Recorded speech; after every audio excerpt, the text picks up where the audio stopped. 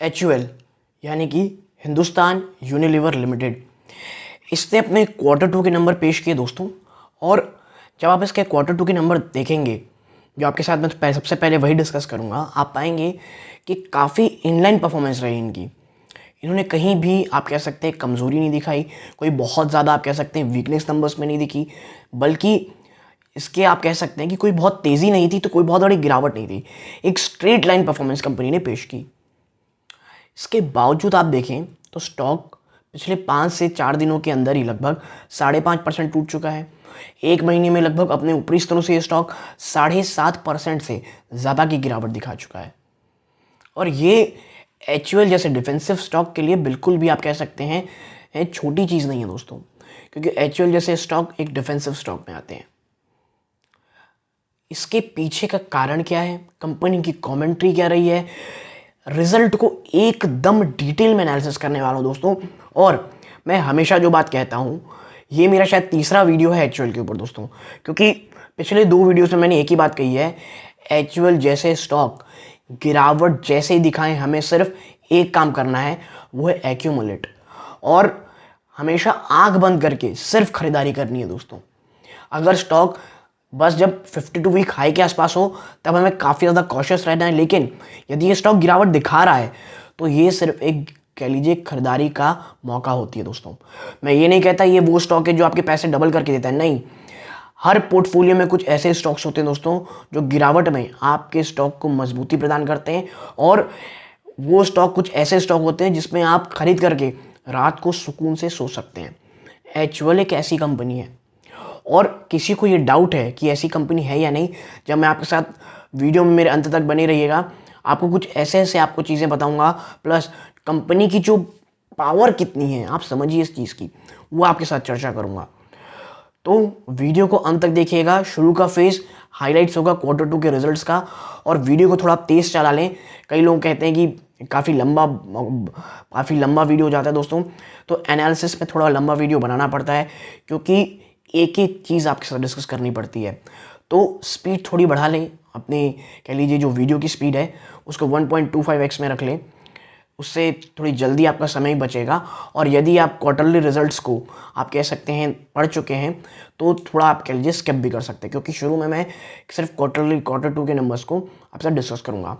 नमस्कार दोस्तों, मेरा नाम है अमिताभ मिश्रा, और आज बात करने वाला हूं मैं HUL के नंबर्स की और फ्यूचर प्रॉस्पेक्टस की। सबसे पहले बात करता हूं दोस्तों क्वार्टरली नंबर्स की, और सेगमेंट वाइज क्या रहे नंबर्स, ठीक है।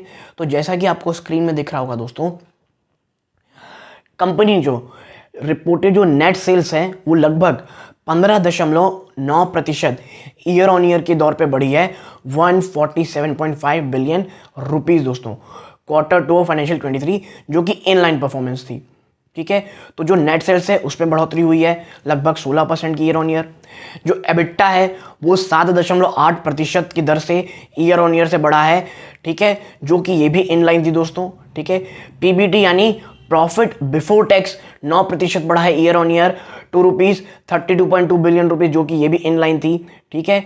और आप देखें जो पैट है, प्रॉफिट आफ्टर टैक्स, ये दोस्तों बिलो एस्टिमेट रहा है, जो कि 8.8% की दर पे बढ़ा है ईयर ऑन ईयर दोस्तों, ठीक है। और जिस किसमें आया है ₹23.8 बिलियन में, ठीक है।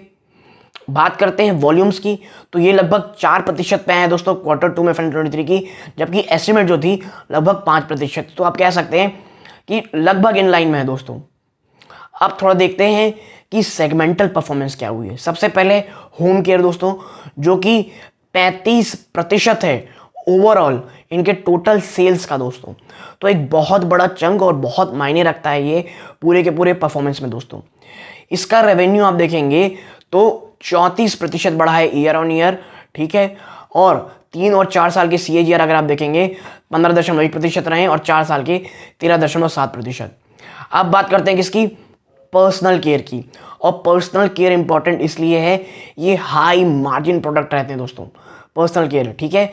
ये 38% ऑफ टोटल सेल्स रहते हैं। इसमें आपको 11.2% की ईयर ऑन ईयर की वृद्धि देखने को मिली दोस्तों। 3 और 4 साल के CAGR में 7% की और 6.5% की वृद्धि।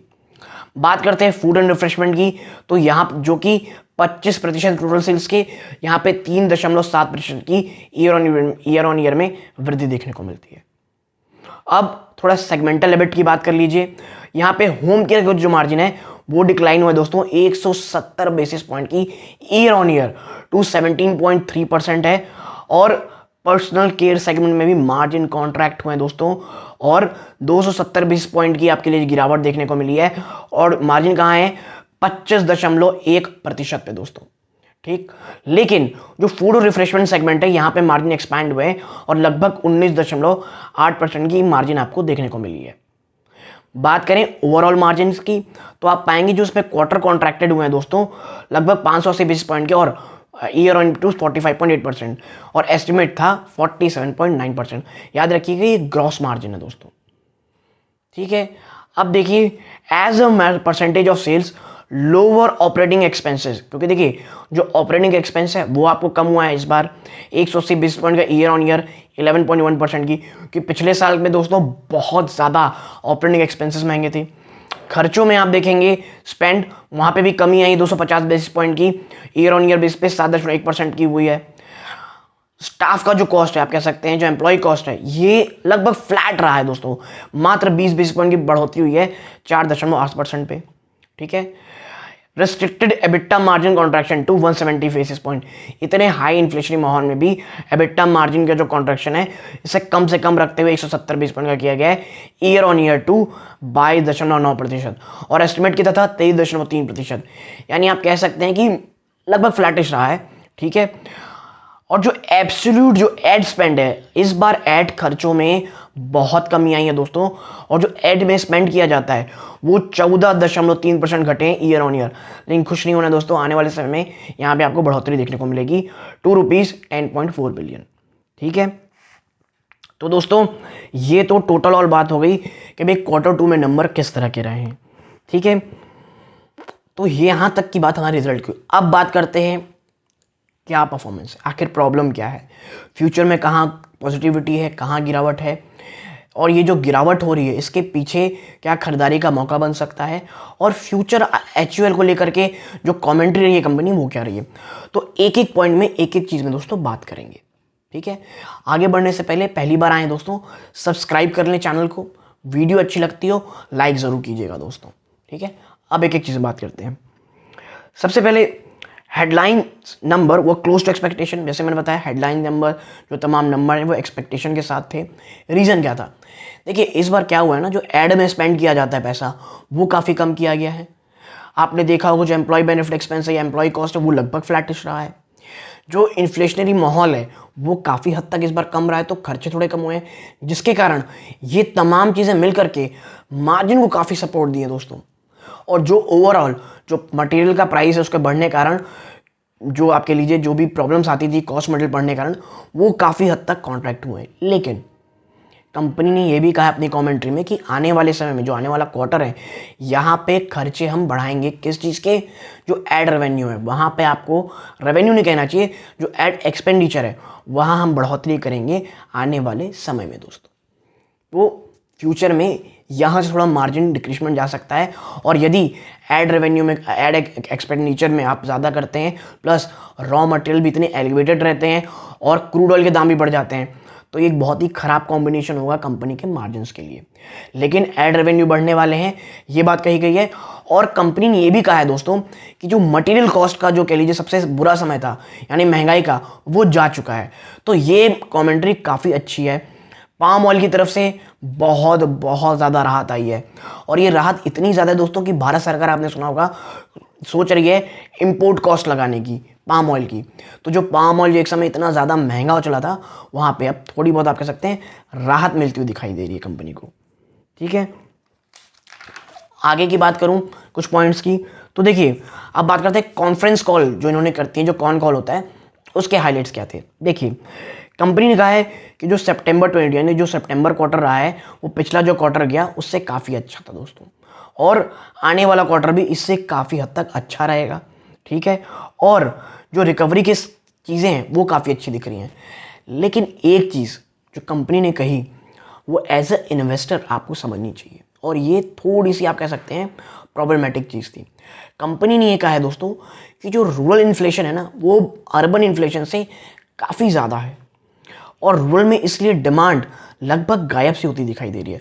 लोग खर्चा कम कर रहे हैं, वहाँ पे एक्सपेंडिचर जो फ्रिक्वेंसी है वो काफ़ी कम है, क्योंकि जो अर्बन कह लीजिए इन्फ्लेशन है ये कम रहा रूरल इन्फ्लेशन के कारण।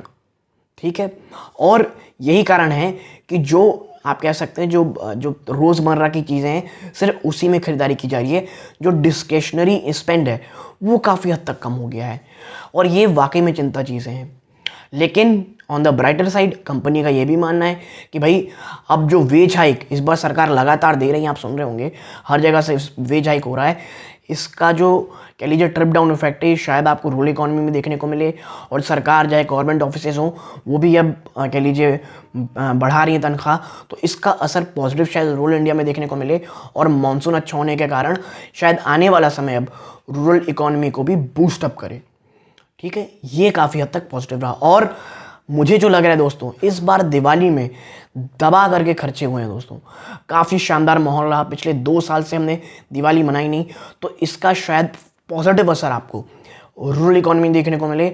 और आपसे मेरी दरख्वास्त है, अगर आपने किया भी हो और आगे भी करें, अगर नहीं किया इस बार, लोकल मार्केट से खरीदा करें दोस्तों। और देखिए ये सिर्फ मैं नहीं कह रहा, हर कोई कह रहा है, और ये हमें करना ही चाहिए, क्योंकि लोकल मार्केट की चीज़ें जो रहती है दोस्तों, और जब मैं लोकल मार्केट कहता हूँ मैं कहता हूँ दिए हो गए, जो हैंडक्राफ्ट की चीज़ें होती हैं जो लोकल में मिलती हैं आपको हमें वहीं से ही खरीदारी करने की कोशिश करनी चाहिए दोस्तों। ठीक है, आगे चलते हैं। अब देखिए कंपनी ने ये भी कहा है कि जो ये प्रॉब्लम देखने को मिली थी, आपने देखा होगी पाम ऑयल के कारण कंपनी ने अक्टूबर में जो कुछ चीज़ों के दाम हैं वो भी घटा दिए थे। ठीक है, और अगर मैं एग्जैक्ट वर्ड आपके साथ चर्चा करूं तो आप देखिए company further price increase in fabric wash and household care in second quarter financial 23। जो फैब्रिक वॉश है और हाउस होल्ड केयर के प्रोडक्ट्स हैं उसके दाम बढ़ा दिए थे दोस्तों। और on the other hand price cuts are taken on in big chunks in the skin cleansing segment. जो स्किन क्लिनजिंग सेगमेंट है इसमें बड़ी मात्रा में जो दाम वो घटाए गए, लेकिन उसकी भरपाई कैसे की गई, जो कह लीजिए जो पाउडर होते हैं, डिटर्जेंट पाउडर होते हैं, फैब्रिक वॉश होते हैं, उसमें दाम बढ़ा दिए गए। तो मोर और लेस चीज़ों को समान रखने की कोशिश की गई दोस्तों। ठीक है, और सबसे एक चीज़ कही गई है कि इस बार जो कंपनी है जो मान रही है, एक्चुअल मान रही है कि जो इफेक्टिव टैक्स रेट है दोस्तों वो इस बार 24% होना है फाइनेंशियल 23 में, और इससे ज़्यादा होना कंपनी थोड़ा सा इनके बुक्स में जो कैलकुलेट इन्होंने किया हुआ है वहाँ पे प्रॉब्लम आएगी। ठीक है, ये तो हो गई कॉल की बात। अब ज़रा बात कर लेते हैं मैनेजमेंट की कॉमेंट्री की दोस्तों। ठीक है, तो देखिए मैनेजमेंट का ये कहना है कि हर कोई कह रहा है कि भाई पाम ऑयल की चीज़ें तो कम हो गई, पाम ऑयल कम हो गई है, तो मार्जिन में कहाँ से प्रॉब्लम आ रही है। आप समझिए सिर्फ पाम ऑयल कम हुआ है, अन्य प्रोडक्ट जैसे सोडा ऐश, दूध, मिल्क प्लस बार्ली, इनके दाम बहुत ज़्यादा बढ़े हैं। और मिल्क के दाम बढ़े हैं, ये आपको हेरिटेज फूड के नंबर्स में भी दिख जाएगा। मिल्क के दाम बहुत ज़्यादा एक्सपेंसिव हुए हैं दोस्तों, और इसका सीधा से ज़्यादा असर इन कंपनीज पे भी पड़ेगा। तो सिर्फ पाम ऑयल के कम हो जाने के कारण प्रॉब्लम ख़त्म नहीं हो जाती। आप देखें तो चाहे वो सोडा ऐश हो, चाहे वो बार्ले हो, चाहे वो आप कह सकते हैं मिल्क हो, इनके दाम बढ़े हैं दोस्तों। ठीक है, और आप देखिए एक काफ़ी ज़्यादा पॉजिटिव और जो चीज़ एचयूएल के लिए मैं कहता हूँ, एचयूएल ने 75%, जी हाँ दोस्तों 75% अपने प्रोडक्ट्स में मार्केट शेयर गेन किया है। और मैं हमेशा ये बात कहता हूँ कि जब भी प्रॉब्लम आएगी, जब भी किसी सेक्टर में बहुत ज़्यादा प्रॉब्लम्स आएंगी, हमेशा जो बड़ी मछली है वो छोटी मछली को खा जाएगी दोस्तों।